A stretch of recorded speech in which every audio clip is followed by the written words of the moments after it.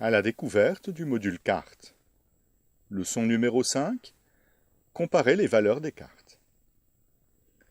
Nous avons vu dans la leçon numéro 1 portant sur l'initialisation d'état qu'il n'y avait aucun moyen dans le langage de description d'état de carte de préciser la valeur des cartes.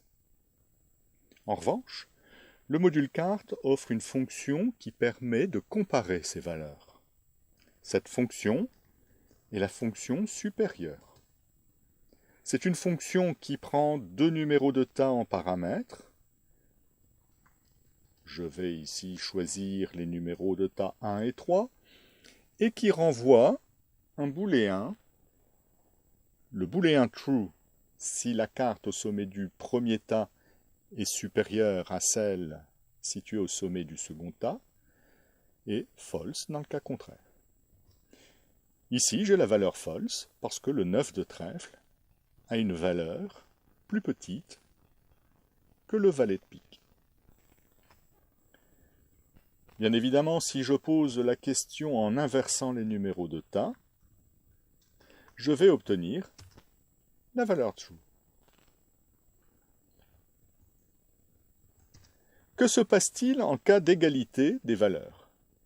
Nous avons ici sur le tas 1 un 9 de trèfle, sur le tas 2 un 9 de carreau, ce sont deux cartes de même valeur. Que donne la fonction supérieure?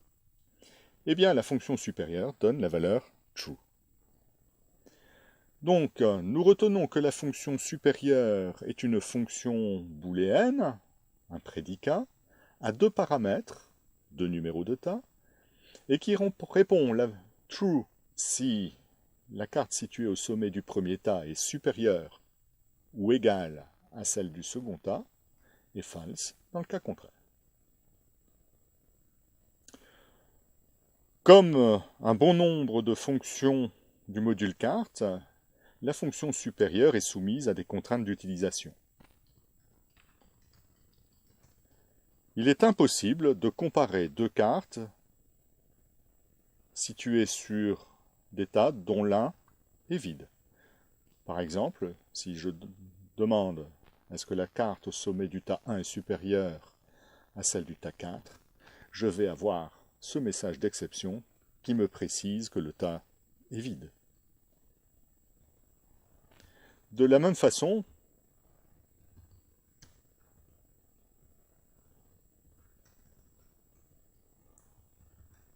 les numéros de tas doivent être compris entre 1 et 4.